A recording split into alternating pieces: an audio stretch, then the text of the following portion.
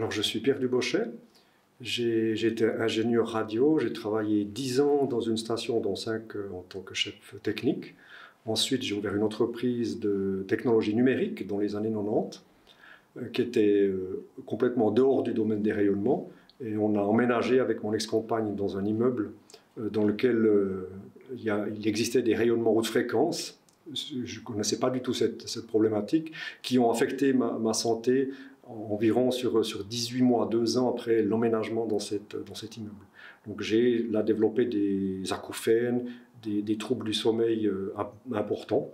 J'ai dormi environ 3 heures par nuit durant presque 1 an. Donc j'étais complètement épuisé. Et là, j'avais absolument besoin de trouver d'où venaient ces symptômes qui étaient extrêmement difficiles à gérer au quotidien. Donc c'est ce qui m'a amené à lire de la documentation. Et mon attention était particulièrement attirée par cette problématique quand j'ai découvert que l'OMS avait publié plusieurs ouvrages sur les rayonnements haute fréquence et les symptômes dont une partie s'accordait avec les miens. Donc ensuite, comme mon entreprise, comme j'ai eu de la peine à maintenir ma clientèle par rapport à l'état de santé et que j'ai acquis une bonne compétence dans cette problématique des rayonnements, je me suis spécialisé dans la prévention par rapport à la population, qui est mon activité maintenant depuis plusieurs années. Je me rends chez les personnes, j'effectue des mesurages avec du matériel de laboratoire, des hautes et des basses fréquences. Le fait que j'ai eu moi-même des symptômes et que j'ai une perception différente de quelqu'un qui ne connaît pas les effets des rayonnements, ça permet de voir aussi où il peut y avoir un risque potentiel pour certaines personnes.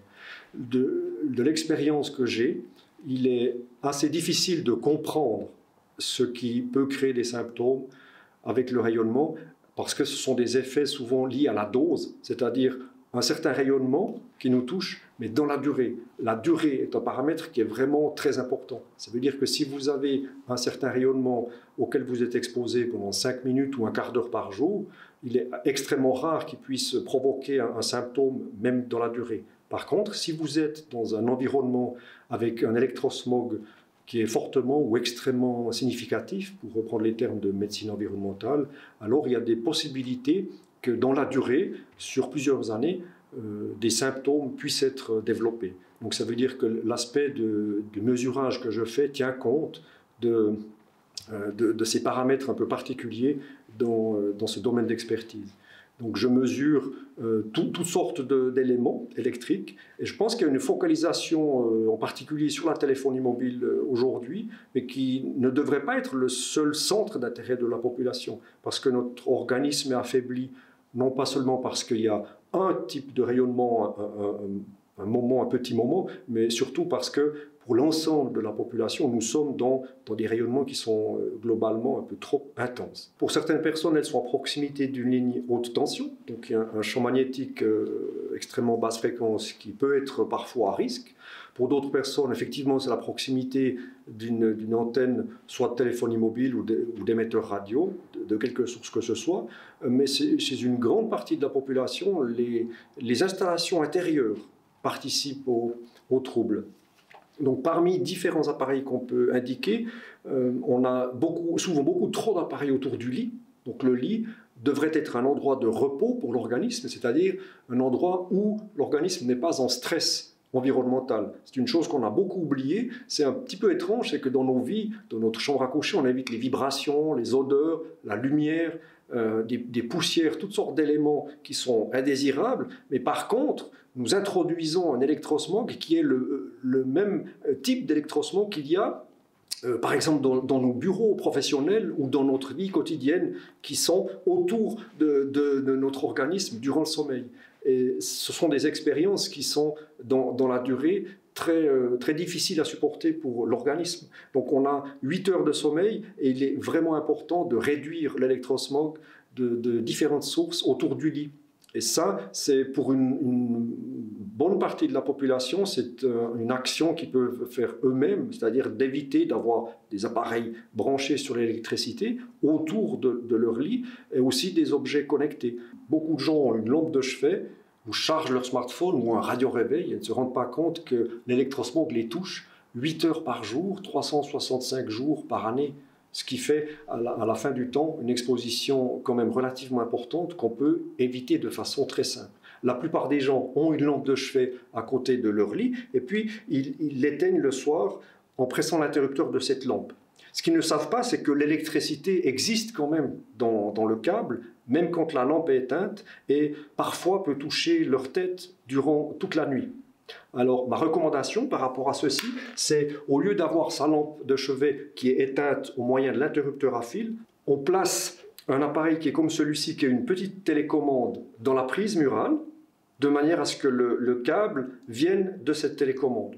Et lorsqu'on a envie d'éteindre l'électricité, lorsqu'on se couche la nuit, on presse le bouton de sa télécommande et on peut éteindre la lumière. Ça évite que l'électricité soit en permanence dans le câble durant le sommeil. Et ça nous permet quand même, si on a besoin d'avoir de la lumière, eh bien, d'avoir une lumière qui est disponible. On trouve ce type de système dans les grandes surfaces pour un prix très modique. Je dois toutefois préciser qu'il ne faut pas employer des systèmes avec le Wi-Fi ou en Bluetooth, mais des systèmes qui fonctionnent sur la fréquence de 433 MHz. Normalement, c'est marqué sur l'emballage. Ça sont des systèmes qui sont sûrs et qui permettent à la population d'éviter le rayonnement. Je vois dans les mesures ces dernières années une augmentation des plaintes des personnes qui me téléphonent qui sont liées à des équipements sans fil, en particulier des appareils qui émettent de façon irrégulière, des objets connectés qui sont ici et là dans la maison, dans la domotique, qui sont difficiles à détecter au niveau des mesures, mais quand vous êtes dans un endroit où il y a beaucoup de ce type d'appareils dans une maison, eh bien l'organisme est en permanence ressent ce type de rayonnement haute fréquence. Et malheureusement, on a très peu d'informations ici en médecine environnementale sur les conséquences, parce que ce sont des rayonnements qui sont assez nouveaux et peu étudiés. Donc je dirais qu'il y a maintenant un grand questionnement sur les équipements sans fil. Mais outre ceci, on a un développement des installations solaires avec des onduleurs, qui sont les appareils qui vont convertir le courant continu des panneaux solaires sur le toit en courant alternatif et vont le synchroniser avec le réseau. Autour de ces appareils, il y a souvent un champ magnétique intense, surtout s'ils font quelques dizaines de kilowatts, comme c'est le cas pour les installations d'immeubles. Donc autour de ces appareils, on peut trouver un champ magnétique d'une certaine importance. Et étrangement, ces appareils sont parfois mis à côté du tableau électrique de l'immeuble, où il y a déjà un champ magnétique d'une certaine importance. Donc on peut se retrouver avec une chambre qui est immédiatement au-dessus de ce type d'installation, avec un champ magnétique qui est préoccupant pour un enfant ou une personne qui doit être protégée.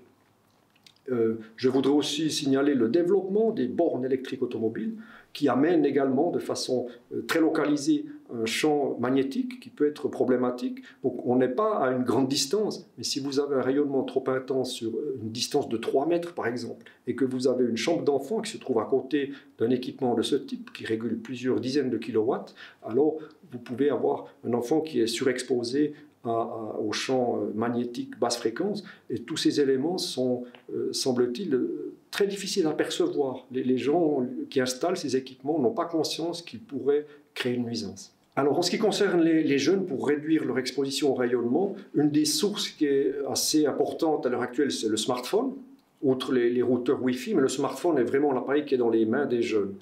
Le smartphone émet plusieurs types de fréquences. On a en particulier la téléphonie mobile, avec des ondes qui peuvent être 2, 3, 4 ou 5G, qui elles-mêmes causent des risques sanitaires. La 5G n'a pas été vraiment identifiée au niveau des mesures, on a encore peu de données, mais on sait que, disons de façon générale, les ondes précédentes risquent de causer une nuisance. Sur les téléphones qui sont plus récents, on a le Wi-Fi qui s'est ajouté, et puis le Bluetooth.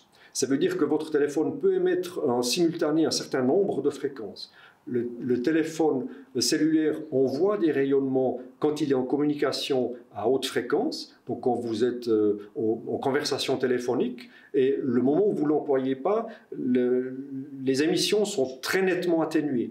Mais le téléphone continue de communiquer des données qui servent à identifier l'utilisateur et à des connexions, à nourrir des sources de données plus ou moins connues. Donc l'utilisateur peut réduire son exposition en coupant le mode de transfert de données. Il y a des appellations qui sont un peu différentes selon le téléphone, mais en coupant le mode data, le téléphone reste atteignable. Donc s'il y a un appel téléphonique, l'appareil va répondre, mais va transmettre beaucoup moins de données.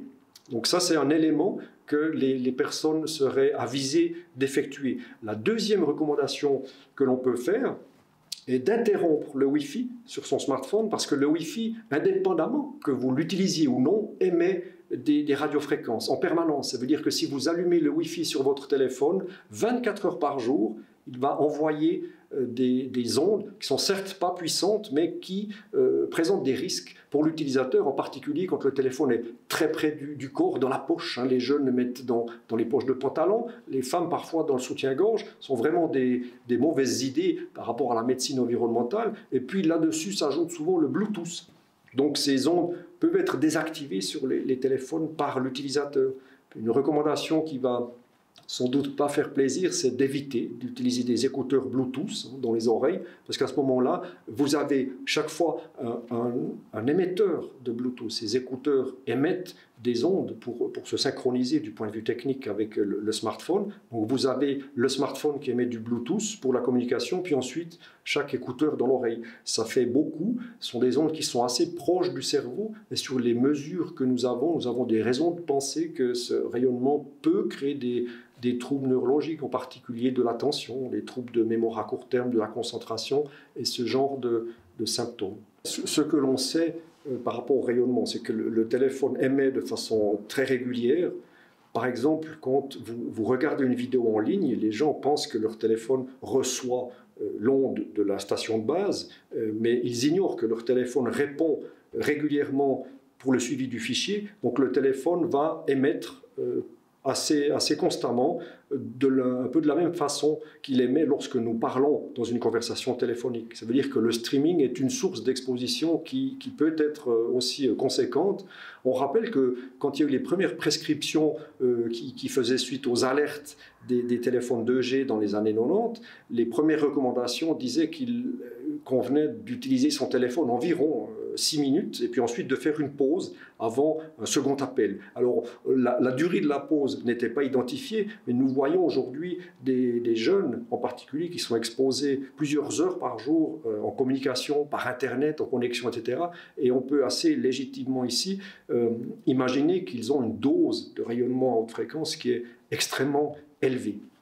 Il y a une autre chose qui est souvent pas perçue, c'est le rayonnement qui se produit autour d'un téléphone en charge sur le secteur électrique. Lorsque vous branchez un appareil sur le courant domestique, autour de cet appareil se produit un champ électrique basse fréquence qui est souvent assez intense. Donc en médecine environnementale, on recommande des expositions qui ne dépassent pas 10 volts par mètre. C'est le champ électrique dans l'air, si on veut dire dans l'espace, cette unité de volts par mètre. Autour des appareils, on a des intensités qui atteignent souvent des centaines de volts par mètre et au contact de l'appareil qui dépassent fréquemment 1000 volts par mètre.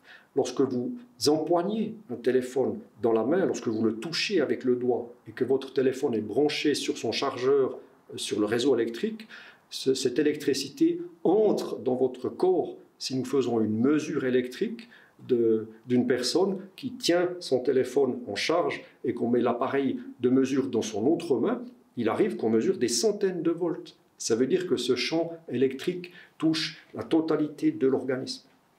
On sait que c'est un stress qui est évitable. Et puis, une deuxième chose qui me préoccupe par rapport à ça, c'est que les jeunes passent beaucoup de temps au téléphone qui est branché le soir, branché en charge, et certains ont des écouteurs à fil qui sont branchés, qui vont dans les oreilles. Ça veut dire que ce champ électrique est conduit dans le cerveau, à gauche et à droite du cerveau. Des jeunes aussi dorment avec leur téléphone sous l'oreiller, alors qu'il est branché sur le secteur. Donc ils ont le cerveau qui est sur des centaines de volts par mètre durant des heures chaque nuit, en plus des connexions du téléphone en haute fréquence, sont des éléments qui ne sont pas connus, qui sont prétendus comme étant sans danger par certains, je dois dire pseudo-experts. Je suis très, très préoccupé par cette situation. Une information là devrait vraiment être donnée pour les jeunes, pour qu'ils arrêtent d'utiliser leur téléphone qui est branché en permanence sur le secteur. Ça, c'est une source de danger qu'on peut facilement éviter. Les enfants jeunes, aujourd'hui, ont accès à des technologies qui sont certes très intéressantes, mais qui sont préoccupantes au niveau de la médecine environnementale. Donc, on a des jeunes qui reçoivent une montre connectés, qui ont peut-être une dizaine d'années, qui trouvent cet objet formidable, certes, mais c'est aussi un objet qui émet régulièrement des radiofréquences en Bluetooth, et c'est une montre qui est très proche du corps. Donc les émissions Bluetooth sont des puissances qui semblent assez faibles, mais ce qui est préoccupant, c'est que le jeune peut avoir sa montre assez proche de la tête, en particulier des enfants qui dorment avec la montre. En dormant, vous pouvez dormir peut-être sur votre bras, où la montre peut être assez proche du cerveau. On sait que les enfants doivent être préservés des éléments toxiques environnementaux, dont les rayonnements, parce que leur cerveau est dans une phase de développement extrêmement important. Ce que les adultes ignorent souvent, c'est que le cerveau d'un enfant, si on le pense sous forme de performance, est beaucoup plus performant que le cerveau d'un adulte, parce que l'enfant doit comprendre le monde dans lequel il est. Il doit comprendre toutes sortes de règles, des règles sociales, il doit apprendre, il est en phase d'apprentissage, des calculs, du langage, etc. Ça demande des ressources énormes pour grandir dans ce monde. Ces ressources diminuent après progressivement jusqu'à environ 28 ans, où le cerveau atteint son âge adulte environ, et puis ensuite ses caractéristiques déclinent. Ça veut dire qu'un enfant... L'influence du rayonnement est plus grande sur le cerveau d'un enfant que d'un adulte, parce que justement, il est dans une phase d'apprentissage qui est extrêmement importante, et son cerveau est plus réceptif au rayonnement, parce qu'il est plus, on va dire, construit au niveau de l'interprétation de signaux électriques du corps. Le cerveau fonctionne en partie avec l'électricité, comme vous savez, des réactions électriques et chimiques, et le cerveau de l'enfant est plus développé. Donc on devrait vraiment tenir compte de ce phénomène et limiter l'exposition aux enfants à toutes les technologies sans fil. Le sentiment que j'ai, c'est qu'il y a un lobbying énorme qui cherche à modifier un peu les pensées de la population, mais qu'il y a en parallèle aussi beaucoup d'informations qui sont données de plus en plus précises aujourd'hui, qui montrent qu'il y a des risques à l'utilisation de ces technologies, donc sans vouloir dire qu'on doit s'en passer, mais les utiliser avec plus de discernement, et en particulier, comme je dis, c'est de limiter l'exposition par certaines mesures assez simples qu'on peut faire.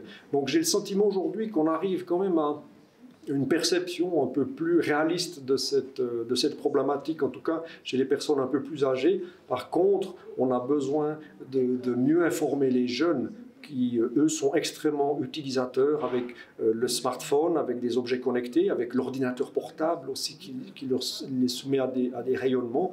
Et là, nous avons besoin d'informer davantage les jeunes. Donc je suis un peu préoccupé de voir que souvent les écoles développent des technologies sans fil sans indiquer aux enfants qu'il peut, avec une utilisation constante de ces appareils, il pourrait y avoir des symptômes qui se développent chez une partie de ces jeunes. L'école, en quelque sorte, donne pas toujours le bon exemple.